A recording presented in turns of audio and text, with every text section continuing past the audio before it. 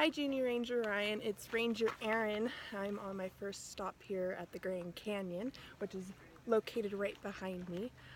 This is my first stop on my 2-week road trip up to Glacier National Park. I will take you along on this trip all the way down to Indian Garden, which is located about 4.5 miles down below the rim. So I hope you enjoy this hike with me, and I hope you are recovering well.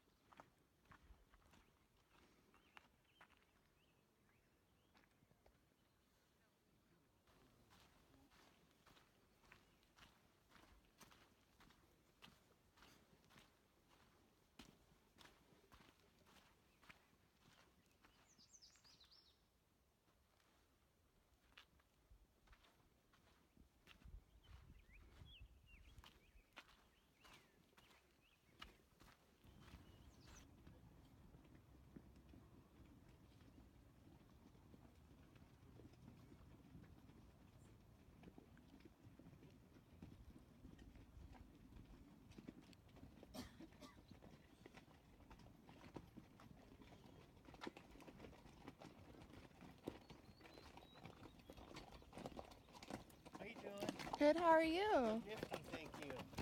Beautiful day. It is.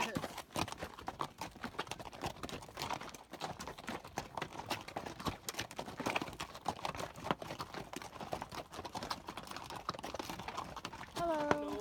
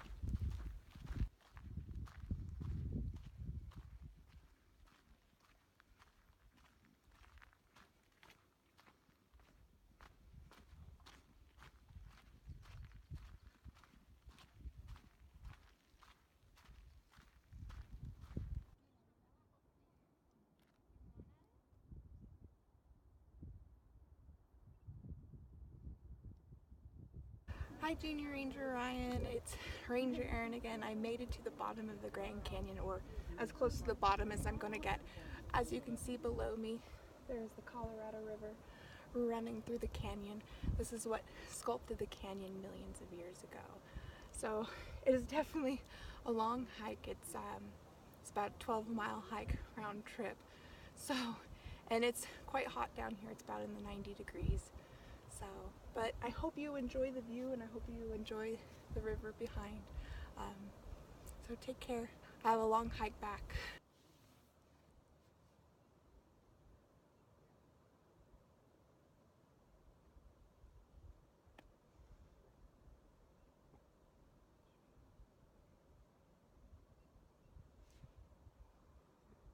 Hi Junior Ranger Ryan, it is Ranger Erin. I just wanted to give you an update on my hike. If you look behind me, I have to make it all the way up there. I still have quite a bit of a distance to go, but I will take you along. As you can see, I have my bandana on that is saturated with water because it is quite hot down here. It's in the 90s, but it's just like hiking in the Santa Monica Mountains to me. Of course, I went at high noon. Right now it's 2:30, so it is quite hot, but I hope you're enjoying this video and hope you're enjoying the hike with me.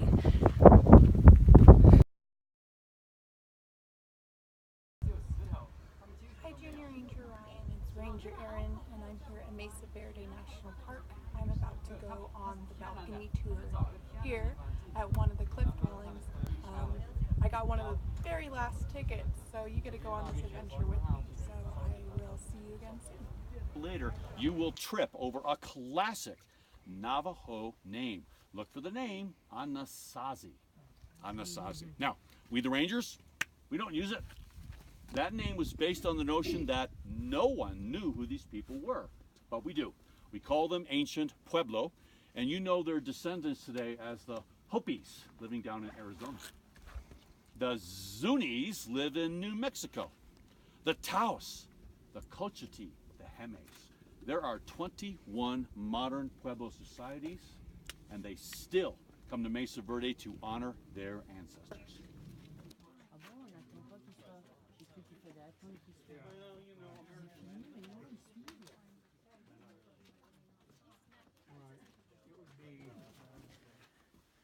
Liquid packs will have to be creative. You won't be able to get through the pack.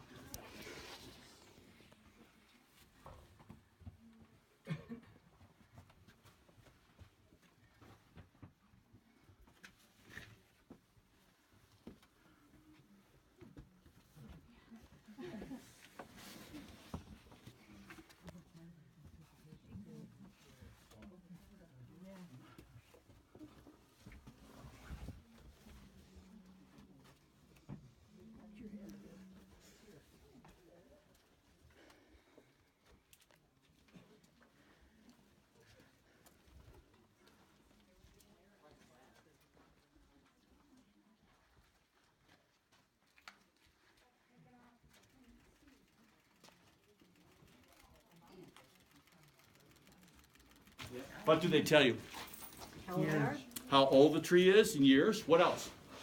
Dry years. How much water? Yeah, wet years, dry years. Forms a very specific fingerprint, if you will. And what we do is we take the rings from these original wood beams and we align them with other beams in the park and with living trees in the region, and we'll tell you what year the beam was cut for construction. We call that process dendrochronology. And it told us some very important things. One, the cliff dwellings were the last things built by the Pueblo. And the last things built by the people living in Balcony House was a 10-foot tunnel. The only way in and out of this town. Strange that the very last thing that they built was a security device. But it's not alone. Look carefully at Square Tower House, and you will find no ground floor doorways on any of its exterior walls. If anything's built like a castle, it's Square Tower. And yet, the last family living in Square built an apartment complex on the ledge above the tower. And there's a cliff dwelling on the San Juan River, right below the park here, with a hand and toe hold trail going up the cliff, yet halfway up the cliff, the holes switch positions. If you don't start off on the right foot first, halfway up that cliff, you will get stuck. And I could just see a Pueblo standing there with a rock. These security devices only appear in the last houses lived in and on the fringe of the Pueblo world where resources were scant. It's true. It's true. So, not only was it impossible to get into Balcony House, it was impossible to get into this courtyard. Anybody see a way out? There's a strange viewing window built into the wall over here. But this ladder and these steps we had to create for you in order to be able to get out of this particular alcove. And the key here is these particular rooms. They were never heated. If it's not heated, what is it used for? Storage. This is food storage. So they made it almost impossible for anyone to get into this particular courtyard because it's where all the food was stored. More security devices. It's true. It's true. And being here allows me to talk about my favorite urban legend. This is a Mesa Verde classic. The cliff dwellings of Mesa Verde face south, taking advantage of the low-angle winter sun for solar heat, solar warmth. Doesn't that sound good? Are we facing south? I don't think so. No, we are facing east. The canyons of Mesa Verde run north and south. As a result, these natural alcoves in their towns face east and west. We only get sunshine down here in the morning hours. Believe me, that's great on those hot summer days. Now, let's talk winter afternoons, folks. What do you think? Light the fire. Imagine the fire you have to maintain to heat these spaces and the firewood you are going to go through to maintain that. That's a lot of work, isn't it? Now, more work. Look at your Pueblo bricks. Look at the bricks right next to you. Look careful, look sharp. This is not adobe. That hasn't been invented yet. These are carved sandstone blocks. They're cut from all the loose rocks here in the canyon. And it's work to cut, to shape, and to fit all these bricks together. But tell me, what are the advantages of having all this nice, tight fitting brick? What are the advantages? Temperature stays the Temperature, same. less mortar, thank you. Sure, temperature stays. What else? Plus air movement. Strength, Plus air movement. air movement, okay, sure, traps air. Stays, Space. I'm sorry. Space. Um, So that yeah, uses it's the- efficient use of space by using tight-fitting bricks. Good, okay. You know what my favorite is?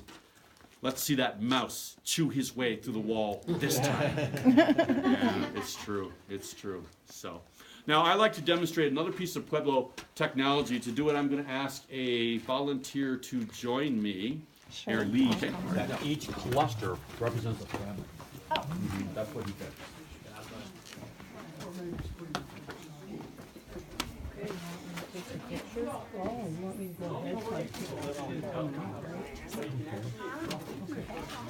I can't see.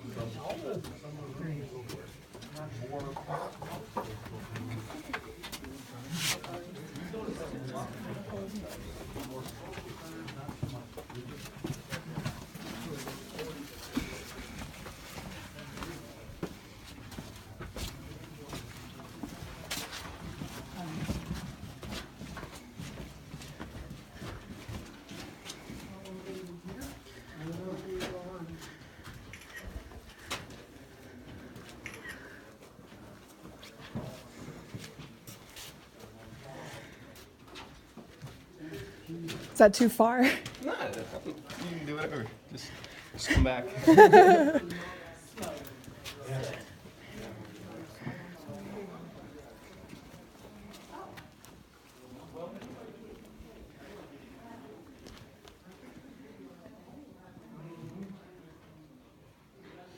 Roofs. Every kiva has a flat roof, hatch in the center, and ladder will take you down into your plant's kiva. This apartment behind you is unusual. It shows a secondary way to heat the structure. You build a big fire in that room. There's nobody in there. The walls absorb the heat. And then when the fire goes out, you go in and fan out all the smoke. That's why you have those extra large air vents on either side. And then close the door. Radiant heat will keep you warm for the rest of the night. Now, there's only one problem with building too big a fire inside the room. What is the ceiling made out of? Wood. Many buildings in Mesa Verde have burned to the ground during Pueblo occupation. In fact, the apartment you just squeezed past burned so hot it cooked the mortar pink in the adjacent apartment. Most apartments are heated by having a public fire out here in the courtyard. And when you get down to the coals, you scoop up those coals, bring them inside, and dump them into the hearth. Heat without smoke inside your apartment. Now, if you look on the floor of the kiva, you can see how they heated it. That large hole is the fire pit. And tell me, once roofed, do we need a big fire in this fire pit to make this room toasty warm? Big fire? Oh, that's good wood conservation. But we still have to deal with smoke, and this is what they did. Small fire. Small fire in your fire pit, and the smoke from that fire goes right out the hatch in the center of the roof. That creates negative pressure, and the pressure pulls the cool, clean air right down this air vent. Clean air enters through the tunnel below and bounces off our deflecting wall, and clean air circulates around the kiva without interfering with the fire. Smoke out, clean air in. Pueblo technology. Useful, isn't it? How many people here heat or heated with wood? Anybody beside myself? Fireplace or wood stove? Fireplace with a heatilator. Okay, sir? Many years ago. Both? Okay. How about over here? We had an outdoor draft from the side of the house. Okay, you don't count. Okay. Anybody else over here? I want you to think back. Have you ever built a big enough fire and noticed that it does? Bury their dead everywhere. Everywhere. Okay. Yes. Now, 1,500 people does not count for the size of these villages and towns, so if it's small.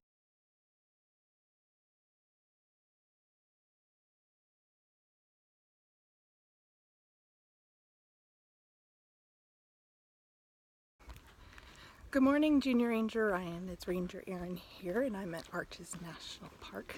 I am on a hike to Delicate Arch. It's about 3 miles round trip. I hope you enjoy this hike with me, and I hope you're having a wonderful day. See you soon. I have to climb all the way to the top of that. If you can see, I don't know if you can through video, you might see little itty bitty people. It's like Half Dome all over again.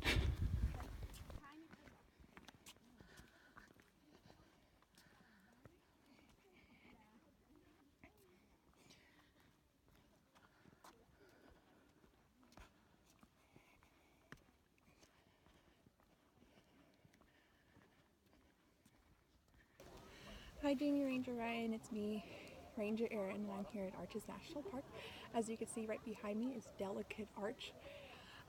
It's about a 3-mile round trip hike up to this beautiful viewpoint, and you might find this arch on a lot of license plates from Utah.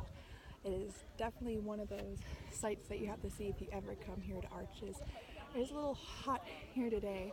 It's gonna get up into the 90s. But I hope you enjoy the view, and hopefully you want to have a chance to come to Arches National Park here in the future. I will give you an update on my next hike.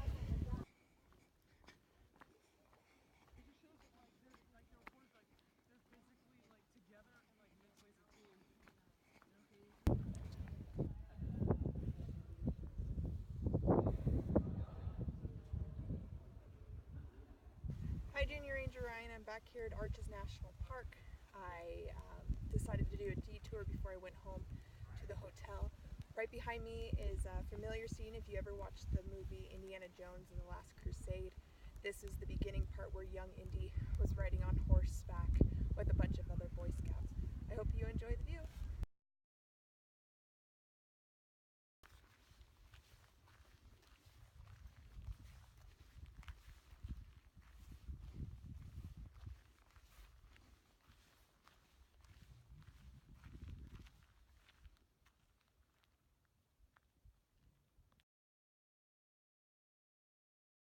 Hi Junior Ranger Ryan, it's Ranger Aaron. I'm here at Canyonlands National Park.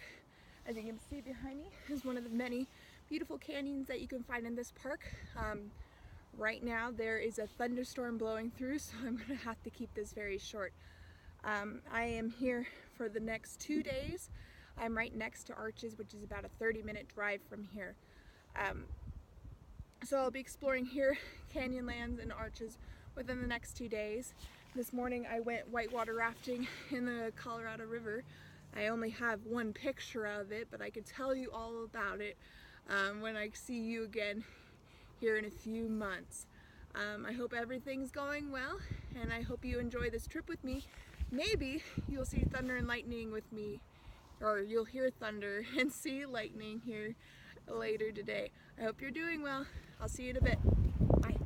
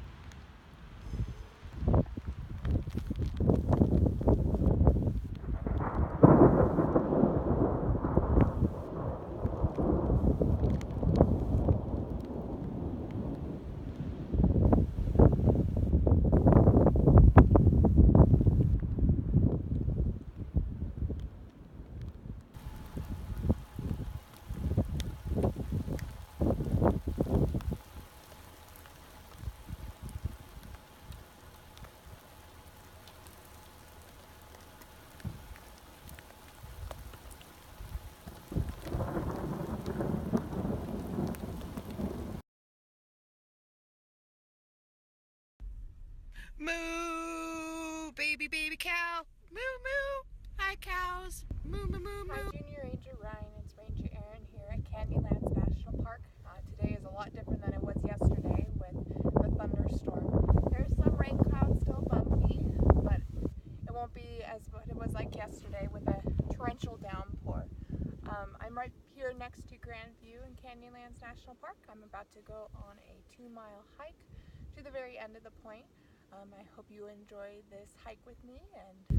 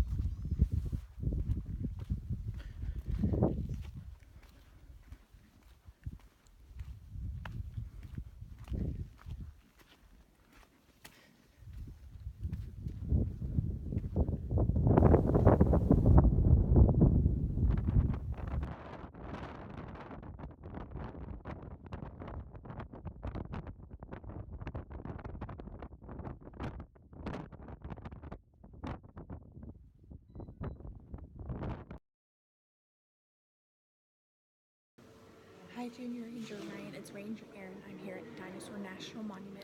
As you can see behind me, there is a giant wall of dinosaur fossils along the way. So maybe you should pull out your junior paleontologist book and give it a reread. But it's really cool to see all these dinosaurs in one spot. What happened was back in the early days when the dinosaurs were still alive, they were hanging around an ancient river that was around here. And over time there was a drought that dried up the river, and so a lot of the dinosaurs passed away. During a storm, a lot of the dinosaur carcasses as well as other dinosaurs got flooded in one spot, and so leaving behind all these bones for us to be able to check out. So hopefully you'll join me inside. This is a little nice exhibit of what you can see here in Dinosaur National Monument. Weighed around 30 tons, and an Apatosaurus is our heaviest dinosaur. It's really bulky, and the femur is there. And then the next door to it is a femur from a Diplodocus, and Diplodocus may have weighed about half of that amount, maybe around 15 tons or so. Pretty common dinosaurs around here. And we're looking at the heads of the femur here, and these bumpy areas are where the cartilage would have been. And we're looking at the back of these femurs, the rest of the leg. They're upside down? They are upside down and backwards. So it must have been really like a stable position for the bones to flip over with these condyles or whatever you call them. Because most of all of the femurs are positioned that way. Here's another big femur with the condyles. These big round pieces here are all kind of flipped over. So I'm confused on one thing.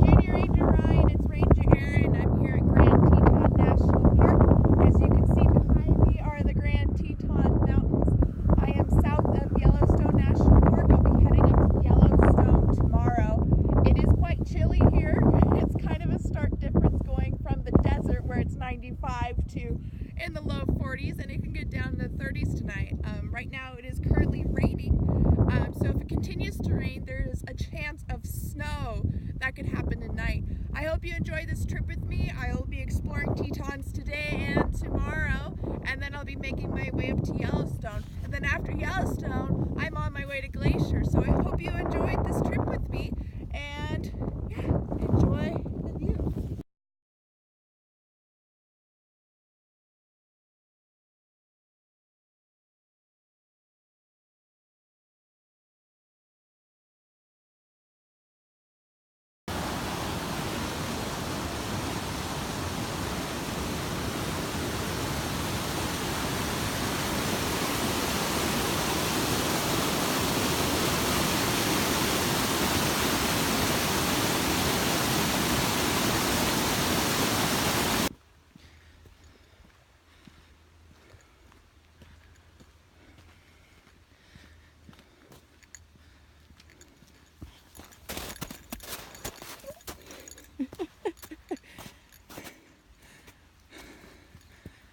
How to do it.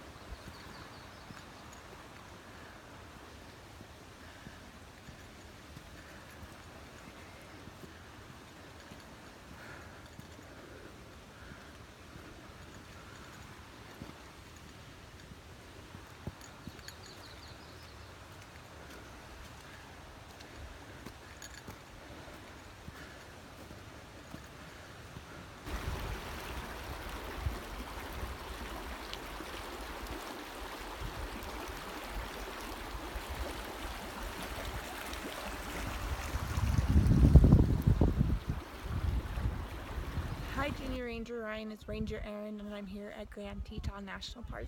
I just made it to Lake Taggart here, which is a 1.5-mile hike here, so 3 miles round trip. As you can see, it is a little bit colder where I am at here. It got down into the 30s last night, but thankfully I was in a hotel. Right now it's about in the 50s, 60s. But it's a beautiful day.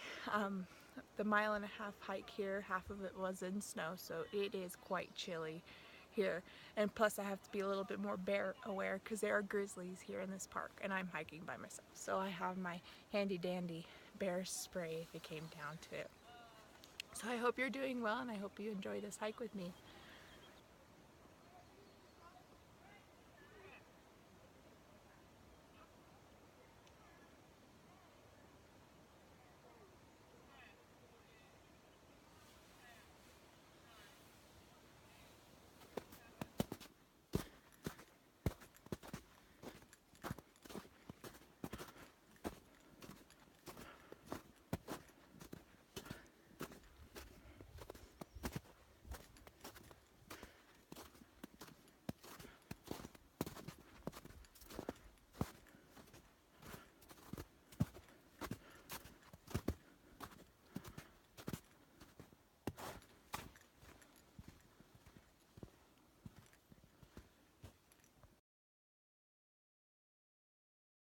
Hi Junior Ranger Ryan, it's Ranger Erin, and I'm here at Yellowstone National Park. Right behind me is Grand Prismatic. You might have seen photos of this more up above, where you have beautiful colors of red, orange, and blues. This is one of the most famous features here at Yellowstone National Park. But I'll take you along on the journey throughout the rest of Yellowstone, and after this trip I head up to Glacier National Park. I hope you enjoy this trip with me so far, and I hope you enjoy the videos as well.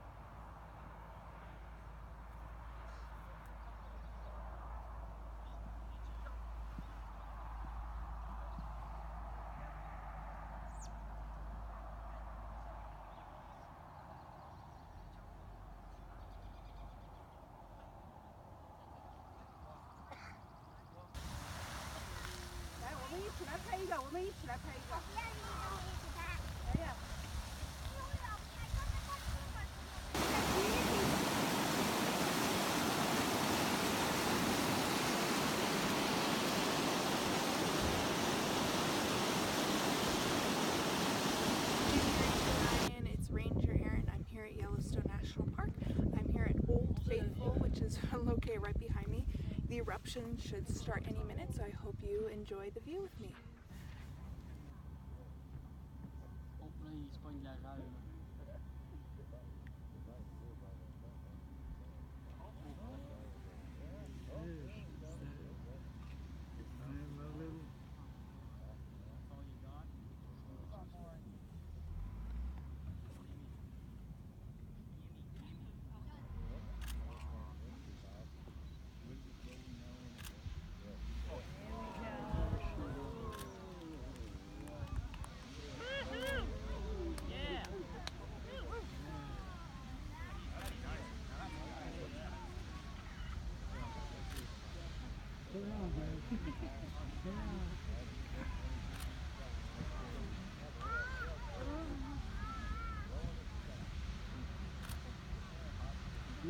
Yeah, I got some better.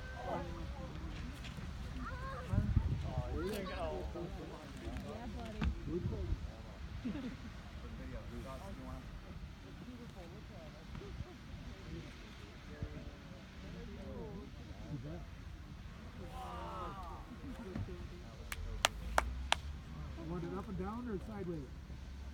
Sideways. I took a couple for you. Thank you.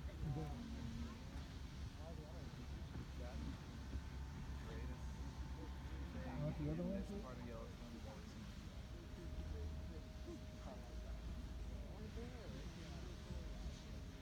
Check one, you can check one. No. Very long.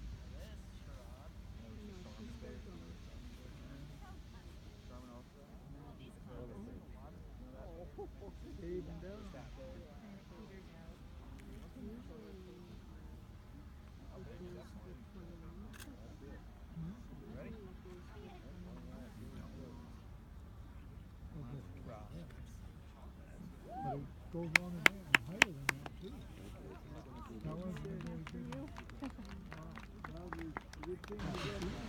Hi Junior Ranger Ryan, it's Ranger Erin. I'm here at the Grand Canyon of Yellowstone with the lower falls going on behind me. There's still a lot of snow on the ground around here, some measuring up to a couple feet. But here in a few weeks when the snow really melts off, the waterfall behind me is going to be a rushing torrent like it is already. I hope you're doing well and I hope you've been enjoying this trip with me.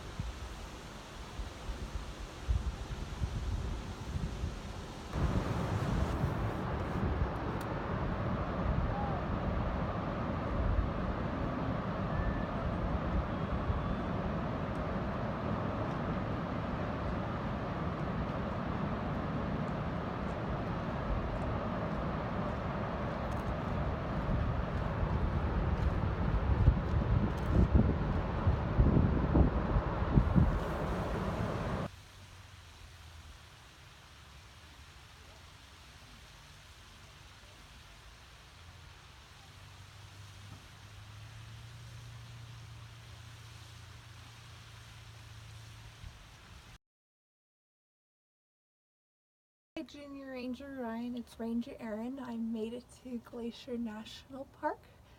As you can see right behind me is Lake McDonald. It's one of the many features here at Glacier National Park. So my 2-week road trip's over, but I hope you enjoyed this trip with me, and I'm sure I'll take many more videos as I'm here throughout the summer. I hope you are doing well, and I hope you're enjoying the warm weather in Southern California. As you can see behind me, the mountains are snow-capped, and the mountains also got a little bit of snow last night too. Again, I hope you're doing well, and I miss you guys lots, and I hope to hear from you soon.